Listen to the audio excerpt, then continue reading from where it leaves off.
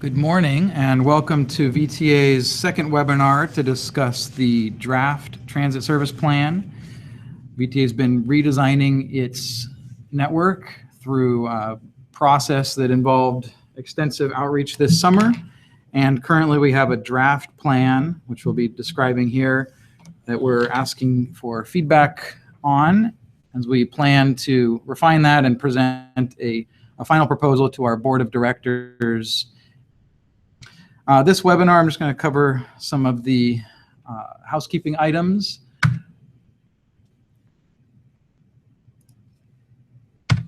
My name is Cody Kratz. I'm VTA's Administrator of Digital Communications. We have a couple other people in the room here that you'll hear from. Adam Berger will be doing the presentation. He's our Senior Transportation Planner and managing this transit redesign project. Kermit Cuff is a transit service development supervisor in our operations department and will be answering any specific questions people have about routes in South San Jose.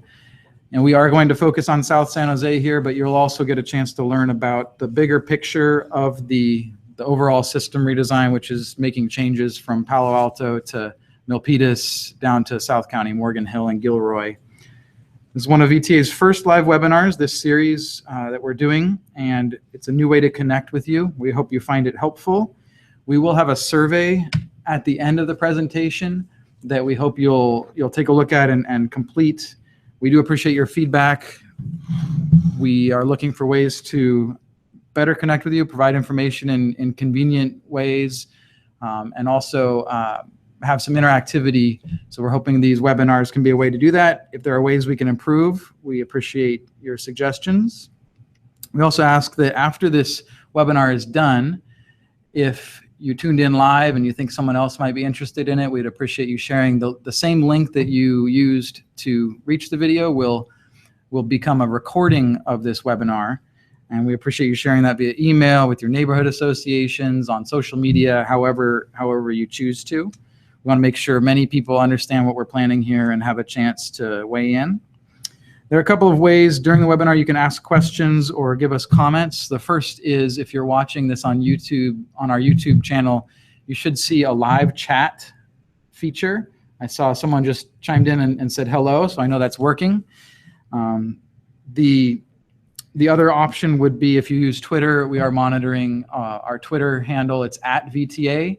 And you can also use the hashtag VTA Transit Redesign. That's on the screen right now if you want to reference. We are also going to check the Facebook event where some of you may have heard about this. If you have any questions or comments, you can leave them there. And all of that's true after the fact. The only thing that won't be available is the live chat.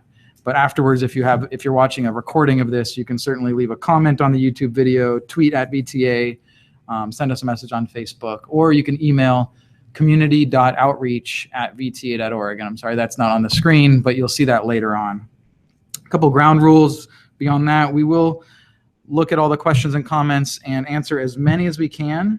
We'll be monitoring the chat and moderating out anything that is grossly off topic or obscene or disrespectful to anyone that's participating or potentially misleading.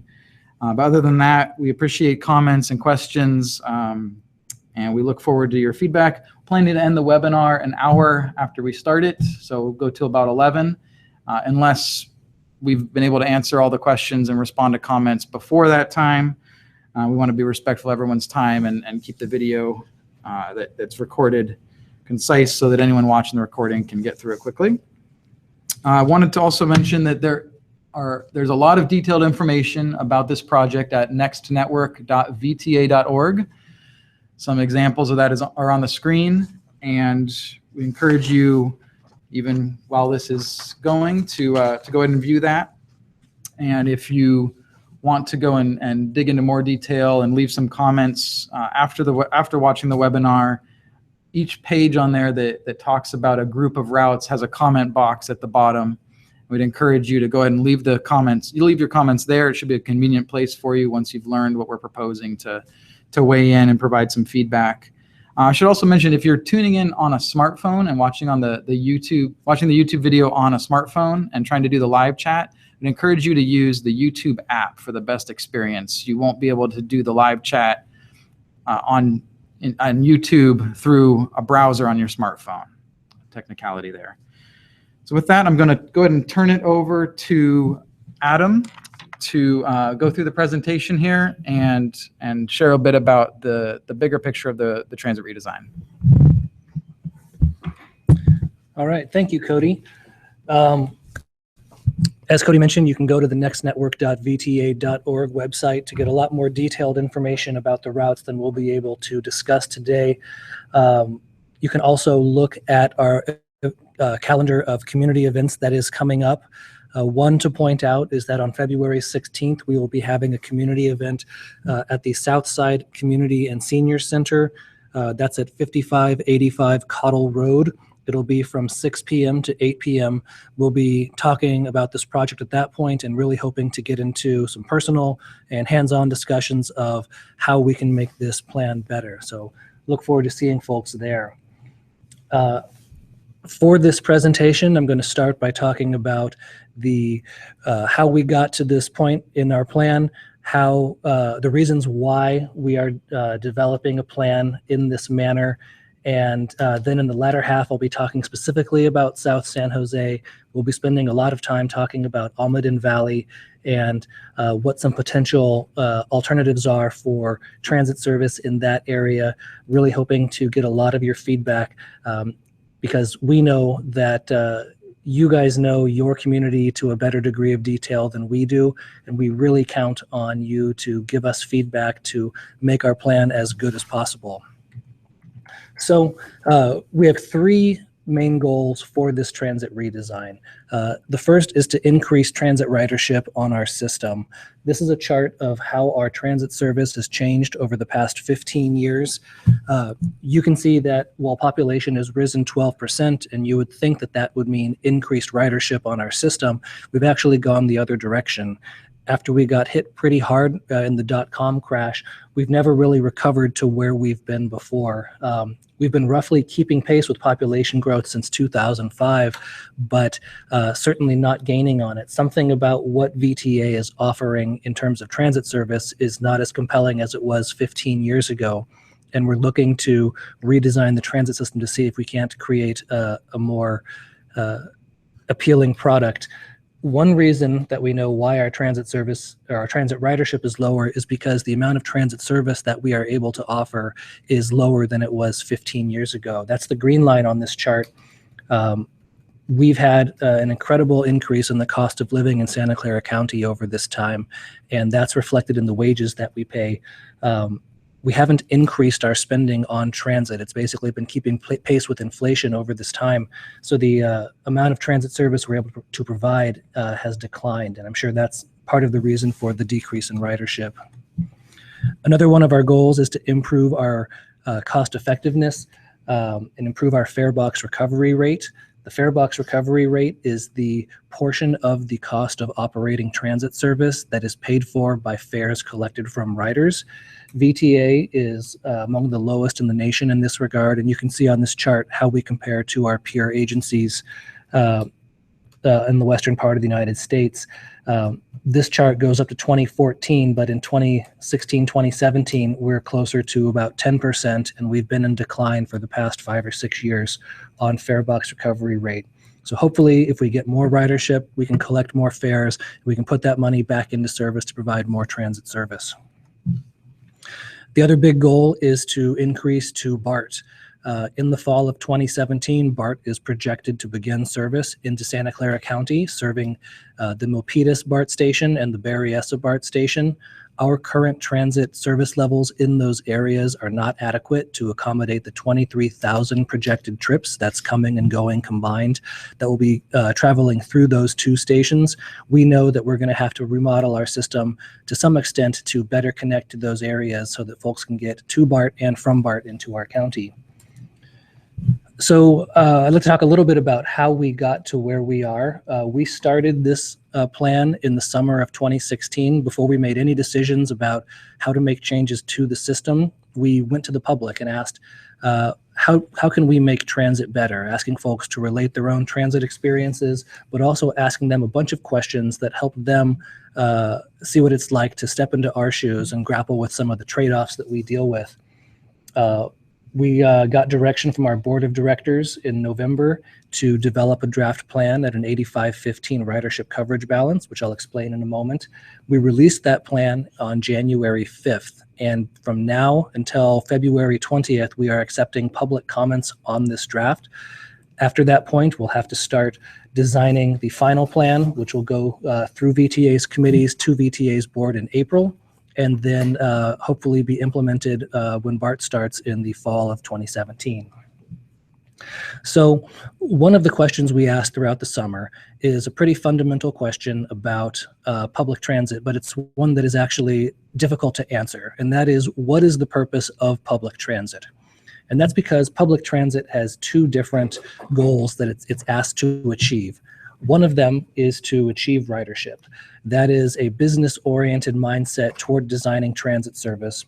That's thinking about how can we maximize the number of trips that we provide on public transit, and how can we minimize the cost per transit rider. When you design a system with this objective, you end up with a system with fewer routes, but with routes that tend to be more frequent. The other goal that we think about is coverage. This goal is to put transit service to as many places as possible in the county so that we can maximize the number of people who have access to transit service, and also maximize the number of possible trip combinations that can be made on public transit. When you design a system with this objective, you tend to have lots of routes, but you don't have very many frequent routes in your system. And the thing with ridership and coverage is that they are both good things. They're both good things that transit can do. The difficulty is that you can more of both at the same time when you're dealing with a limited amount of funding, as we are.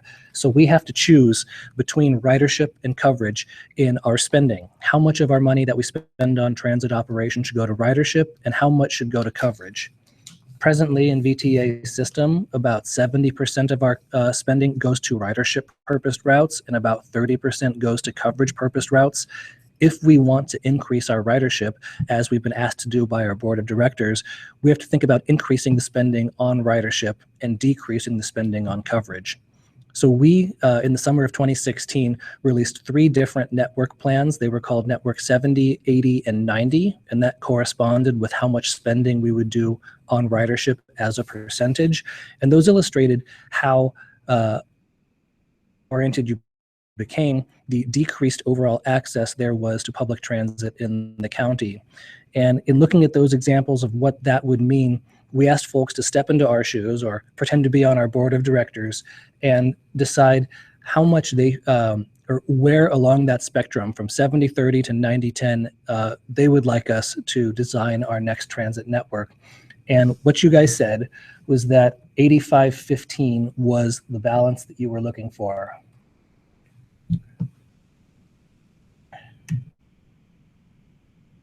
There we go. Was the right balance for designing the final plan.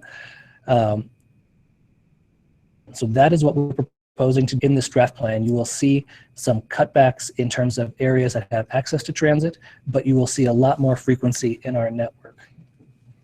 So another thing that we did was ask folks to grapple with some of the trade-offs that we deal with as transit planners. Do we provide the same amount of service on weekdays as weekends? Do we put the same amount of service in peak periods as we do in the midday? A lot of different questions about how we can allocate resources. And for the most part, you told us that you liked the way the current system was designed. But 3 things stood out that suggest that maybe it's time to make a change in is structured. What you told us was that you were willing to walk farther to more frequent transit, that you were willing to walk farther to faster transit, and that you were willing to put up with transfers if it meant shorter waits and therefore getting to your destination at an overall faster time. So you'll see all 3 of those implemented along with the 85-15 in our draft plan. So here's a map of our frequent routes in our system as they exist today. You'll notice that on the western half of the county, it's pretty limited. you have frequency only on El Camino Real, or 15-minute or better service only on El Camino Real and on Stevens Creek. If you have an origin and a destination on one of those streets, that's great for you. But if you're traveling somewhere off that corridor, you're going to have to make a connection with a 30-minute route or a 60-minute route. That often means adding a lot more time to your trip. And when you get into that zone, transit becomes a less viable option for many people. So we're proposing to expand the number of frequent routes, as you can see on this slide, to really build a stronger north-south grid. So people traveling north-south as well as east and west can make their connections. And the great thing about a grid network is that it maximizes the number of ways you can get from one point to another on frequent service, while also minimizing the number of transfers you have to make along the way. So here is existing again. And going to the proposed. And now on to rapid service. So this is our current rapid service. This is the 522. It's our only rapid line. It operates on El Camino Real, the Alameda, Santa Clara Street, Alum Rock, and Capitol, connecting the Palo Alto Transit Center with the Eastridge Transit Center. This service operates at 15 minutes or better all day and has wide stop spacing. So stops spaced about every 3/4 of a mile to 1 mile apart. That's different than our regular stop spacing, which is about every 1/4 mile to 1/3 of a mile. So buses on this rapid route travel faster because they're stopping less frequently. Since you told us you're willing to walk farther to faster transit, we have added more rapid routes to our network. 2 more routes to be precise. One of those is the 523, which would travel along Stevens Creek. This is an upgrade to the limited 323 route that exists today, but we're proposing to extend it on the west end all the way up to Lockheed Martin in Sunnyvale so that we provide our first rapid service on the Matilda De Anza corridor, as well as extending it eastward to the Berryessa BART station so that those thousands of folks who will be coming through there can get to downtown, can get to Valley Fair, can get to the other parts of our county pretty quickly. The other route, and I've highlighted it in red there just so you can tell it apart, is the Rapid 500 route. This is a proposed upgrade to the downtown Dash shuttle that exists today. The Dash shuttle is a circulator route that goes from Dorian Transit Center over to downtown and San Jose State and back. We are proposing to extend that on the eastern direction all the way to the Berryessa BART station and have it be a rapid limited stop service so you can get to and from downtown from either Dorian or Berryessa or between Dorian and Berryessa as fast as possible on bus. I mentioned connecting to the BART stations. In Milpitas, we are proposing to go from virtually no transit service in that area, since most of it is going to the Great Mall Transit Center, to up to 42 buses and light rail trains per hour serving Milpitas. So it'll be very easy to connect at Milpitas to BART to get over into other counties in the Bay or to get from those counties to Santa Clara County. A similar story at Berryessa, where we're proposing to increase BART connections to 28 per hour, including those 2 rapid connections, the 500 and 523, taking you quickly to downtown San Jose. We're also proposing changes in our light rail network. The biggest change is a new route. You can see it at the top there. It's the orange line that connects Mountain View with Alum Rock. This provides a 1-seat connection between the job centers in northern Mountain View, Sunnyvale, and Santa Clara with the Berryessa BART connection, or the Milpitas BART connection. Presently, if you're making that trip on light rail, you have to transfer at Tasman. We're also proposing to bring our light rail system up to a 15-minute frequency all day. Some routes, like the green route, operate at 30 minutes in the midday. That's not frequent enough for spontaneous trips, so we would like to increase that to 15 minutes. We're also proposing to change the commuter express service. Presently, that goes from Santa Teresa up to Bay Point in the morning with 3 trips, and then 3 trips come down in the evening. We've noticed that most travelers don't go north of downtown, so we're proposing to turn that route around at St. James so that by traveling half the distance, we can make twice as many trips. So we would go from 3 trips in the morning today to 6 trips in the morning in the new network, and same in the evening coming down. That also maximizes the amount of time in which that service will be in the express corridor along Highway 87 where stations are skipped. So all in all, countywide, what we've accomplished in this draft network is that we have increased the number of people and jobs that are within walking distance of frequent transit service. These are things that we know work to increase transit ridership. We've seen them be successful in other networks. We're adding roughly 160,000 people to our frequent service area. Those are folks for whom transit can now become a viable travel option. Similarly with jobs, 150,000 jobs added to the network. In terms of what that means for our current transit riders, there is a trade-off here. In order to afford those improvements in frequency for folks who are not on the frequent network today, as well as improving access to frequent service for those who are our current riders, we've had to remove service from some parts of the network. So roughly 1,300 people would no longer have access to transit within half a mile in the proposed network. That is a difficult decision to make it better for some and worse for others. And it's something that we as service planners and as transit riders ourselves are very aware of in this process. We're also proposing to increase transit service on the weekends. One thing we know is that people who tend to look to transit as a travel option tend to travel at all times of the day and all days of the week because they work in jobs that don't have traditional 9 to 5 Monday through Friday schedules. Those are folks who work in restaurants and retail and other jobs that tend to be all hands on deck on weekends. So in the places where those jobs and travel needs exist, we're proposing to increase transit service slightly on Saturday and Sunday so that we can be an option for those travelers 7 days a week instead of just 5. So I'd like to focus on South County or South San Jose now, specifically drawing your attention to some of the areas that we're proposing to change. So this is a map of our current service in South San Jose. Note that we have 3 different routes that go down into the Almaden Valley area, Route 13, Route 63, and Route 328. In the proposed network, all 3 of those change and are scaled back. We also have in our current network, Route 37 on Hillsdale, Route 65 on Lee, and Route 82, which travels along Hamilton and Willow going to downtown. All of those are proposed to be removed in our draft plan. On the other hand, notice that Route 66 and Route 68 on the eastern side of the map, which currently operate at 20-minute service, are proposed to be increased to 15-minute service. So here is the proposed plan. Notice how in the area in Cambrian and Almaden Valley, how many routes have disappeared. This is part of that ridership coverage trade-off. The routes that operate in these areas tend to have lower ridership than our system average. They tend to serve mostly residential or low density uses and areas that are designed to be very automobile oriented. In order to afford the frequency increases throughout our system, we've proposed scaling back these routes or cutting them entirely. And this is an area where we would really like your feedback. And in fact, we've been receiving a lot of it. Numerous calls and emails on Route 13, on Route 65. A lot of folks have been telling us that they want an east-west connection on Hillsdale.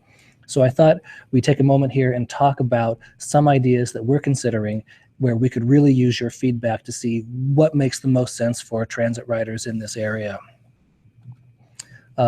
One of those is extending Route 63 down into the Almaden Valley. The Route 13 that is down there now records typically low ridership, below our adopted threshold for maintaining a route, but a lot of folks rely on it, and Leland High School is down in Almaden Valley, and we get a big demand from Leland High School in the afternoon bell times for students heading home. When there are large levels of demand in our system, we like to be there to provide service, but we've got to figure out the best way to do that. Is extending the 63 the best way to do that? To extend it all day? To extend it just in the school times? Extending Route 64, similar to this, could be another option. Or do we do specialized service just for Leland High School, sort of a special school tripper like we do in other parts of the county? Another option would be to bring back Route 13 as it exists today. One of the difficulties of Route 13, at least for reaching Leland High School students, is that the one-way loop at the end means that we're really only a good option in the evening peak. So should we customize this route to put a bidirectional loop in there? looking to students and users in the area to give us feedback on whether that's a better option. I'd like to talk about some other things that you should be aware of when you consider these service changes. And the first is Measure B. In November of 2016, Santa Clara County voters passed Measure B. It was a half-cent sales tax for 30 years that would be eligible for 9 different categories of funding. Things like Caltrain, expressways, even transit. And the transit portion of that is projected to be $500 million over the next 30 years, just under $17 million a year. That pot of money has 4 eligible uses, which we have listed here. The second one I'd like to draw your attention to, which is enhancing service on the frequent core bus network. This would effectively be an increase in our transit operating budget and money that we could spend either restoring service or enhancing other frequent service in our network. So even though this money is not reflected in our draft plan because the passage of the ballot initiative is so recent that our board of directors hasn't decided how to spend it among these 4 categories, we should get direction and be able to use it in the final plan, which would come out in March and be reviewed in March and April. So let us know if you can think of good uses for Measure B money in this network. I'd also like to talk about Paratransit Policy. According to the Federal Americans with Disabilities Act, transit agencies are required to provide paratransit service. That is an on-demand service for folks who either by way of disability or mobility are unable to use regular fixed route transit services. We're required to provide access to paratransit in areas within 3/4 of a mile around a fixed route bus service while that route is in operation. VTA's current paratransit policy extends that minimum to an additional 1 mile, so that if you are within 1 mile and 3/4 of a fixed route service, you would be eligible for paratransit service. However, if you are in that additional extended mile, your fare would be higher. It would be $16 as compared to $4 if you are within the 3/4 mile range. Now, since this is based on the shape of the transit network, if VTA's final plan includes reductions in how many routes go and how basically the shape and size of our transit network, it would change the size of our paratransit coverage area, which means that some users who currently rely on paratransit would no longer have access to service at their current location, or that could be bumped to a higher price point. Our board of directors and our general manager have made strong statements saying they do not want to negatively impact current paratransit users in Santa Clara County. And so we are proposing to update our paratransit policy to either grandfather in current users or to freeze the service area where it is today in order to prevent that loss of access or change in fare from occurring. That is something that we will adopt in April alongside the update to our transit network, but just something to be aware of. Another thing to know about is our core connectivity project. This is a parallel project that VTA is undertaking that looks at how can we provide mobility services in areas that are maybe not a good fit for a 40-foot fixed route bus just based on demand levels or certain times of day, certain travel patterns. What sort of options can we provide instead?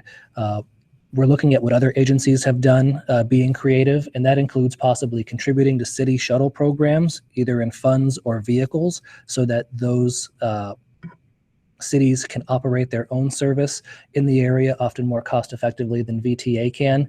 The other is offering a voucher or some sort of subsidy for rides taken on on-demand services like taxis, Uber, and Lyft. So we'll be thinking about that, trying to implement this program later this year in the areas where it makes sense and where cities would like to have it. The last thing I'd like to mention is the fare study that VTA is undertaking. One of the things that's been pointed out to us is that since the design of our transit network encourages transfers, and the design of the draft plan even does that to a greater extent, it doesn't make sense to have a fare policy that discourages transferring, that requires cash-paying customers to pay for every additional vehicle that they board. So we're looking at how we can implement free transfers in our system, at the same time trying to think about the revenue impacts to VTA So it may be coupled with a change in the base fare. Our fiscal team is currently analyzing a number of policy alternatives here that will be presented to our board of directors in the coming months. Some other things they're looking at are our youth and eco-pass pricing. Our youth passes are among the highest in the nation, or in the area, in terms of how much they cost. We're looking at bringing those more in line with what our neighboring agencies charge. For eco-pass, we're looking at getting back to our fare neutral, revenue neutral policy that we've been falling short of, which has been leading to a lower fare box recovery rate than we would like. We're looking also at continuing or expanding our low income passes through our TAP program. And since we're proposing to simplify our service classes with this redesign, we would no longer have a community bus designation and no longer carry a special fare because of that. Just to remind folks again of the schedule, we are in that blue zone right now. We are in the middle of our second wave of public outreach. We have a comment deadline of February 20th, so we'd really hope to hear back from all of you by then for how we can improve this plan. It'll be going to our board of directors and our committees in the months following, and then not too long after, in the fall of 2017, these service changes would be implemented. So really looking forward to hearing from you. To remind you again, at nextnetwork.vta.org, you can find much more detailed information on each of the routes, specific route maps. You can learn a lot more about the background of this project and how we got to where we are. You can also use that website to find out when upcoming events are, other webinars, other public meetings, and there are many opportunities on that site to give us your feedback about specific route changes, what you like, don't like, what you could make better. The last time VTA undertook a redesign of this magnitude was in 2008, and between the release of the draft plan and the adoption of the final plan, we made about 50 changes just based on good ideas we received from the public. And I hope that we get feedback on that level again for this redesign. And that's it. I'm happy to take any questions through our online commenting. We'll be responding to questions that folks have asked. And please take the survey and let us know how we did, how we could make this better. Cody? Thank you, Adam. And again, thank you to everyone who's tuned in live, and especially those of you who've been asking questions and leaving your comments through the chat. We really appreciate it. There are some questions I saw that are related actually to service in Milpitas, for example, around the Milpitas BART station, and also related to the 181, which currently runs from Fremont BART Station downtown San Jose. So I do want to answer those questions. We also have a webinar on the 15th that is focused specifically on Milpitas, but we're going to try and answer all those questions about the 181 and Milpitas BART after we've answered questions about South San Jose, since that's what folks tuned in for today. So just going to go in order here of how they came in. And we've definitely heard some similar comments and feedback already. So, you know, I think we want you to know that our planners are, including Adam and Kermit and others, are listening very closely. We've heard a lot of feedback about the 13, the 63, the 65, and I'm seeing some of that, the 27, the 37, I'm hearing some of that here. So first question here is from Terry, and relates to, sorry, let me find my place here again, relates to route, sorry. The 13 and 63 routes that go into Almaden Valley, removing them, he said, would effectively cut off that neighborhood from public transit. He mentions that there are 2 middle schools, a high school, and a senior community center on those routes, and that discontinuing those routes would leave people with no other options. I'm going to turn that over to Kermit to address. Thank you, Cody. So Adam did bring up some possible alternatives in Almaden Valley that we're looking at. Certainly as staff, we're aware that there's a big hole there on the map where Almaden Valley is. And of course, the reason for that is because the ridership on most of the routes down there is not as good as it is on on the rest of the system. However, as staff, we're very much aware that we would like to put some level of service back there that's cost effective. And some of the alternatives, so what would be helpful for us as staff is knowing what would help the community the most to have there. Like I said, one alternative is to sort of retain the 63 routing down to Almaden and Camden. Another is to retain the 13 essentially as it is. Another one, which we hadn't mentioned in the slides, is to extend line 64 7 days a week down to Almaden and Camden. And perhaps along with that, as Adam mentioned, it's sort of hard to serve Leland and Bret Harte both in the AM and the PM on the current routing. We have a one-way loop at the end. We can't get bus stops in the other direction. But what we could do theoretically is put in a special school routing, say like on the 13, call it the 213 or something, that would address both directions, like AM and PM, getting students to Leland and Bret Harte High School. So if the schools is the main concern, that could be handled potentially by a school-only routing that's designed around the bell times. And I'm also aware that there's, lines 328 and 330 also originated Almaden. Very, very few people are actually riding at that end of it. So those are like 3 or 4 different alternatives that we're looking at. And I think the most helpful thing is getting your comments on what you think would be the most effective. If you're like me, you'd like to have all of those, all of the above, and that's not really, fiscally possible. But if we can get a sense of what would be the most effective solution for the community, that would, among those alternatives or some combination thereof, that would be the most helpful for us.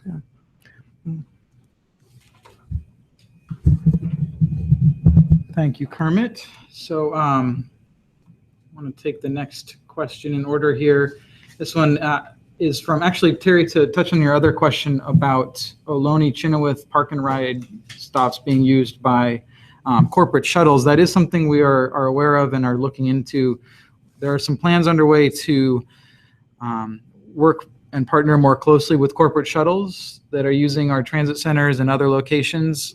I don't have information right now to share about that, but as I said in the chat, if you'll email social@vta.org with your question, then I'll have your email and can provide you some more information about that. The next question is from Robert, and he has a comment or concern about Route 27, avoiding Los Gatos High School and the library. Says there are many kids and families that rely on that route for school transit and to get to the library, and he asks if we could please keep it on Main Street. Tell you definitely we hear your input, and see if Kermit wanted to respond a little further. Sure, that's something we've heard many times up to now, is the request to have the 27 essentially do the loop like that the 48, 49 do now past the high school. And it is, as staff, that's one of the things on our sort of priority list that we would like to accomplish. And again, every time there are things we want to do, we have to find somewhere else to balance it out.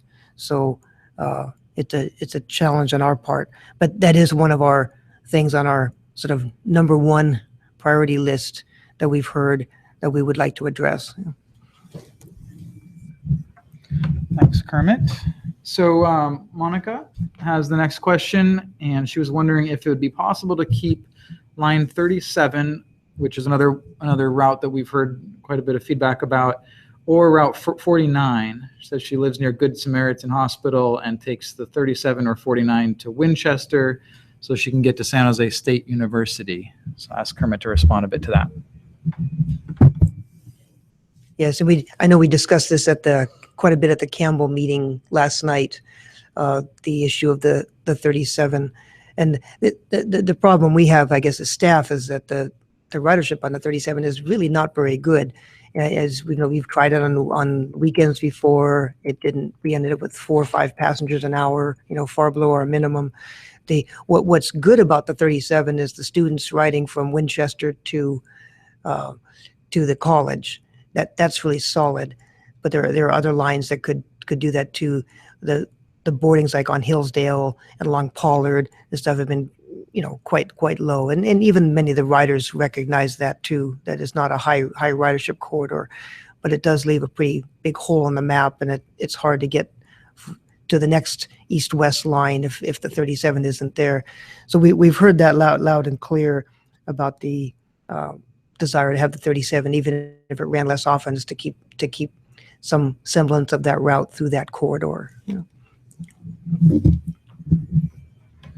So Route 37, definitely we hear the feedback on that and have also at our public meetings, as Kermit said.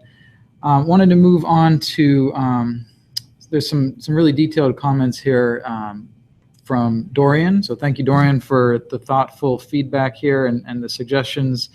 And ask Kermit to respond to these to the extent he can. Some of them may be things that we will need to go back and take a closer look at alongside all the other input we're receiving. But Dorian mentions that the 27 has very few riders along Blossom Hill when the corridor is adjacent to light rail on 85, and suggests that the line should terminate at Ohlone-Chenoweth Light Rail Station, connecting to the light rail service. Also has some suggestions about terminating the 66 in downtown and the 68 as well. And a suggestion that we have actually heard from some others of a new rapid 568 providing service down Monterey Highway. That's something we've seen through a suggestion we've seen through other channels as well. And then mentions also some comments about the 37, which we did touch on a bit, and suggesting the 26 not be split as proposed, and instead having the 27 be cut back at some point. So I'm going to ask Kermit to address that as best he can, and Dorian, hopefully we get to all of your comments, and if not, definitely we will have these copied and we'll review them after the fact.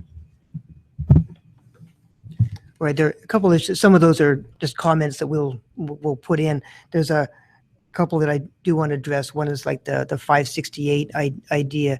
This is something we looked at as staff when we had the consultant here. We were looking at a 568. That the challenge is that there a number of people could use that, but then you also have to overlay it with a local service, and it gets pretty expensive when you have the two going on. You need to have fairly frequent service on both of them, but that is something we can take a fresh look at, the idea of a 568. We've also looked in the past of having like the 168 run during the day, whether it's better to have 15-minute service on the 68 or better to have hourly service on the 168 during the day. That the 568 is another option. So I appreciate you bringing that up and reminding us about that. One thing as far as line 26, we have heard a lot of comments about the 26. What the proposal is to sort of break the 26 into two. Currently, the 26 goes, as many of you know, go from East Ridge to, and does sort of an L, goes to Westgate, and then up north-south up to into Sunnyvale and Lockheed. And it's a long route. We've had reliability problems on the route because it's so long, when often the buses get stuck in traffic on Tully and then are late for the rest of the way, and some are on time, some are late. It's been hard to have a reliable service on that line due to the traffic on Tully. And so one of the ideas is to shorten that and break it off. So the current proposal is to have the 26, once it gets to Westgate, go off to West Valley College, sort of replacing the 37 service for the students going east-west to West Valley.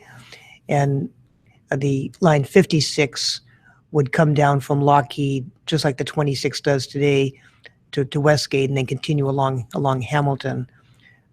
But we've also heard many comments of people that there are a lot of riders going through on the current 26, which is true. And that's something we'll be looking at as a possibility of doing something a little different. It's a trade-off, and that's definitely on our radar. Thank you, Kermit. And thank you again, everyone who's been providing comments, questions, feedback, suggestions. This is incredibly valuable feedback for us. I want to make sure cover all of these. So I think we got to Dorian's comments there. So Lindsay also gets into some questions about Fremont. We will get to those. I think we have some time still. In fact, actually, I think now I'm not seeing any further detailed questions about South San Jose. So I would like to have Adam talk a bit about the Fremont and BART and 181 questions. So since BART will be coming to us rather than VTA having to go up to BART in the fall of 2017, we are proposing to discontinue routes 120, 140, 180, and 181 that connect parts of Santa Clara County with BART at the Fremont BART station. We recognize that there are a lot of riders who take those services who are not transferring from BART. But it makes it very difficult for us when we look at all of the needs in our county, all the folks who want ridership services, all the folks who want coverage services, to justify spending money on routes that go outside of Santa Clara County when we have so many local needs. So we're proposing to discontinue those. Folks who are in that area who want to travel to Santa Clara County would be best served by getting onto BART and traveling down to the Milpitas or Berryessa station and then making a connection there. But that's our proposal. Kermit, do you want to add anything to that?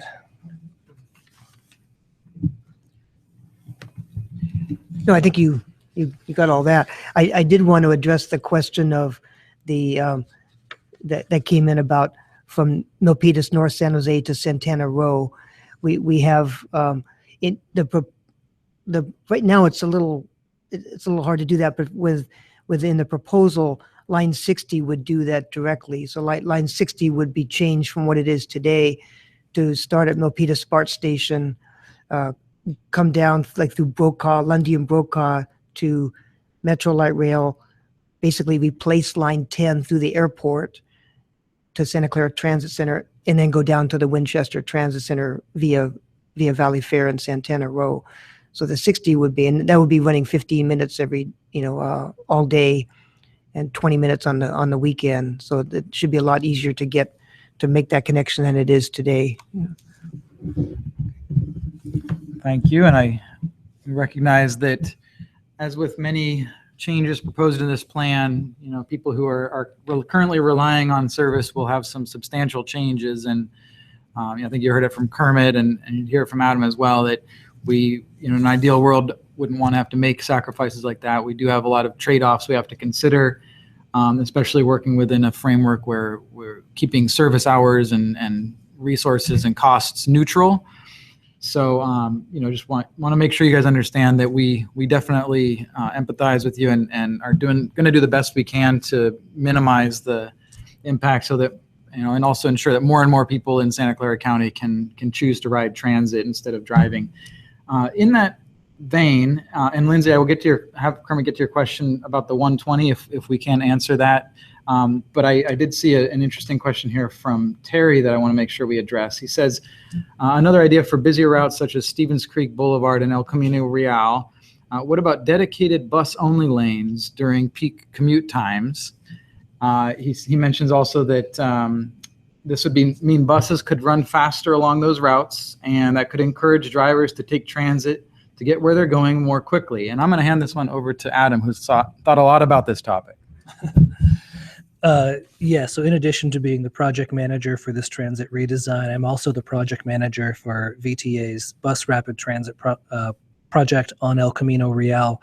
And for years, we've been looking at how we can provide dedicated transit lanes to speed up buses and make transit a more viable option. So I agree with Terry on all of the great things that can be achieved for transit and transit riders when you have dedicated lanes.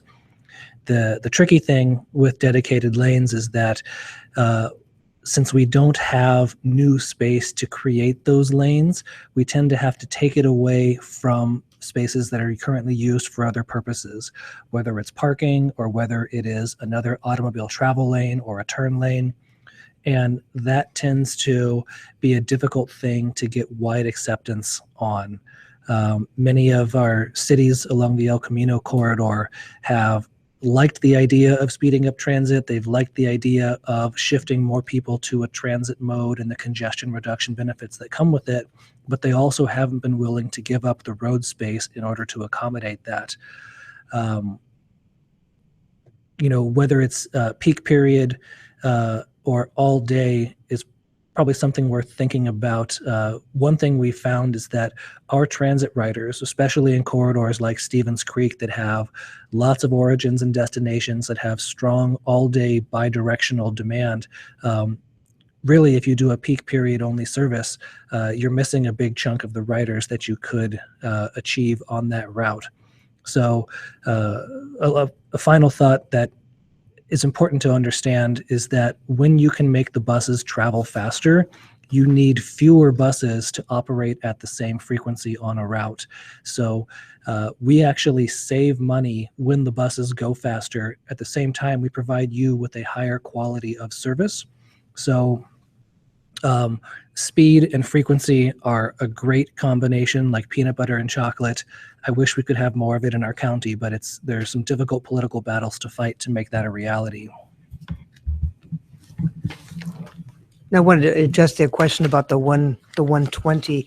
It's very similar to what Adam had just talked about with the 181. It's the same sort of situation where it's very hard for us to justify running express buses from Fremont, like to the Moffett Park area, when BART will be connecting with light rail, they'll be doing the same thing. Now, but I realize that many people are, for the people coming down from BART, going to BART to the light rail will be great. But for the people living on Mission Boulevard or somewhere in Fremont, it's not the same. And I realize that, it's one of those trade-offs we have to make. So it is good to let us know if you're on the 120 or 140, or like the gentleman that was talked about, the being on Stevenson and Farwell, like that. Do let us know what the impact to you is. So again, we'll be making lots and lots of changes to this plan before it becomes final. So the more input we get on this, how people are specifically using it, the better for us. Yeah.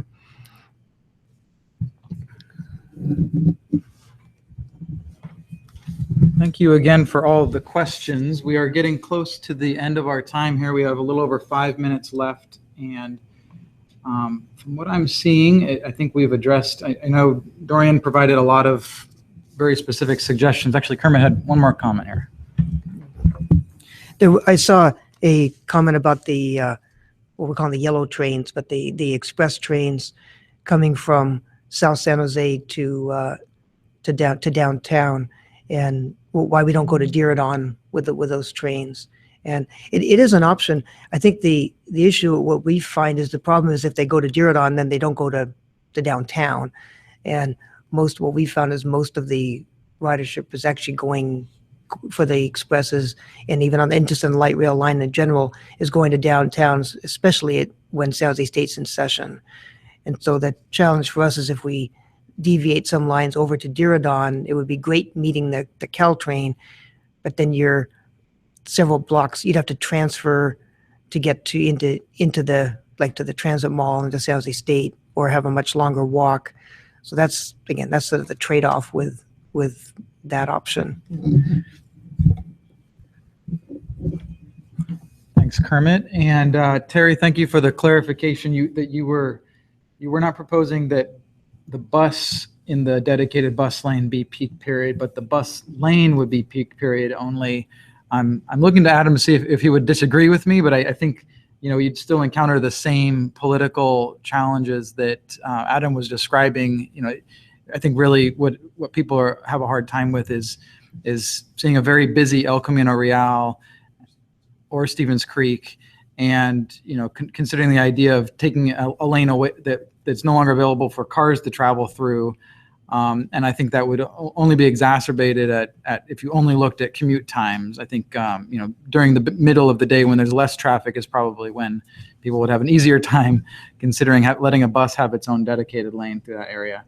I saw a couple other questions about when's the next webinar. If you go to nextnetwork.vta.org/meetings, and look through the calendar there, you will see all of our upcoming public meetings, which we invite you to attend, the one near you or one not near you if you're interested in another area, and also all the webinars that we're offering. The next one is actually Thursday, and I believe it's at 3 p.m., and we're going to focus on the West Valley and Sunnyvale. So that'll include Sunnyvale, Cupertino, Saratoga, might touch on kind of the Campbell issues that we're talking about. We may hear and discuss a little bit further the 37. I wouldn't be surprised if that came up.